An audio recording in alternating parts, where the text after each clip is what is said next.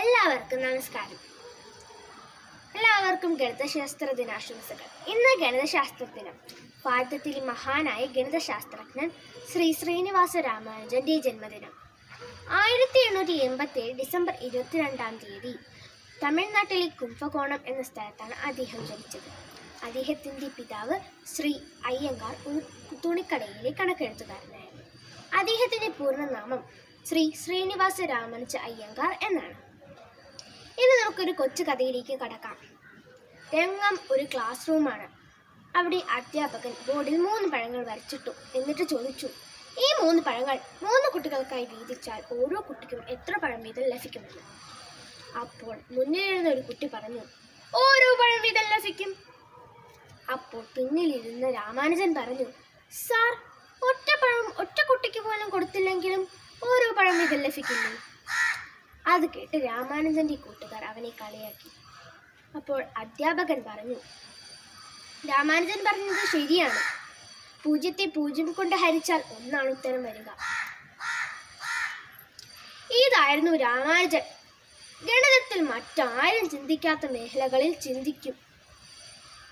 13ാം വയസ്സിൽ ലോക പ്രശസ്തനായ ലോൺ ട്രിഗണോമെട്രി സോൾവ് ചെയ്തു. പൈയുടെ മൂല്യം 8 സ്ഥാനം വരെയും കണ്ടെത്തി. ഇത്രയും മിടുക്കനായ രാമാനുജന് മദ്രാസ് യൂണിവേഴ്സിറ്റിയിൽ നിന്നും സ്കോളർഷിപ്പ് അനുവദിച്ചു. പക്ഷേ ഗണിതത്തിൽ മാത്രം ശ്രദ്ധിക്കുന്ന രാമാനുജന് മറ്റു വിഷയങ്ങൾക്ക് തോൽക്കാനാണ് കഴിഞ്ഞത്. സ്കോളർഷിപ്പ് മുടങ്ങി, പഠനം മുടങ്ങി. ഗണിത തിയറങ്ങൾ ചെയ്യാൻ പേപ്പർ വാങ്ങാൻ പോലും അദ്ദേഹത്തിൻ്റെ കയ്യിൽ കാശില്ലായിരുന്നു. ഇതിനിടയിൽ അദ്ദേഹം 6000-ഓളം തിയറങ്ങൾ സ്വന്തം രീതിയിൽ സോൾവ് ചെയ്തു. അധികം വൈകാതെ തന്നെ അദ്ദേഹത്തിന് ഒരു അക്കൗണ്ടന്റ് ജോലി തരപ്പെട്ടു. അവിടെ വെച്ച് അദ്ദേഹത്തിന്റെ ജീവിതത്തിൽ മാറ്റങ്ങൾ സംഭവിച്ചു. അദ്ദേഹത്തിന്റെ സഹപ്രവർത്തകരുടെ സഹായത്തോടെ 120 തിയറങ്ങൾ കാംബ്രിഡ്ജ് യൂണിവേഴ്സിറ്റിയിലെ പ്രൊഫസറായ മിസ്റ്റർ ഹാർഡിക്ക് അയച്ചു കൊടുക്കാൻ സാധിച്ചു. ഹാർഡി രാമാനുജനെ കാംബ്രിഡ്ജ് യൂണിവേഴ്സിറ്റിയിലേക്ക് ക്ഷണിച്ചു. രാമാനുജന്റെ കഴിവുകൾ മനസ്സിലാക്കിയ കാംബ്രിഡ്ജ് യൂണിവേഴ്സിറ്റി ഡോക്ടറേറ്റിന് തുല്യമായി ഫെലോയായി അംഗീകരിച്ചു.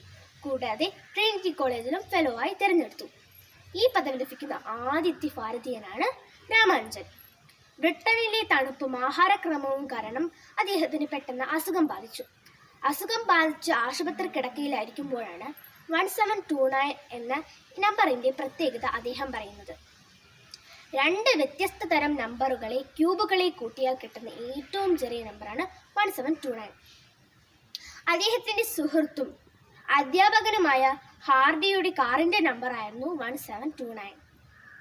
ഇതായിരുന്നു രാമാനുജൻ ഏത് നമ്പറിലും പ്രത്യേകതകൾ കണ്ടെത്തുന്ന പ്രതിഭ. 33ാം വയസ്സിൽ ക്ഷയരോഗബാധിതനായ അദ്ദേഹം അന്തരിച്ചു. അദ്ദേഹത്തിന് മരണശേഷമാണ് പല തിയറങ്ങൾക്കും അംഗീകാരം ലഭിച്ചത്. നമ്മുടെ ഭാരതീയരുടെ അഭിമാനമാണ് ശ്രീ ശ്രീനിവാസ രാമാനുജ അയ്യങ്കാർ.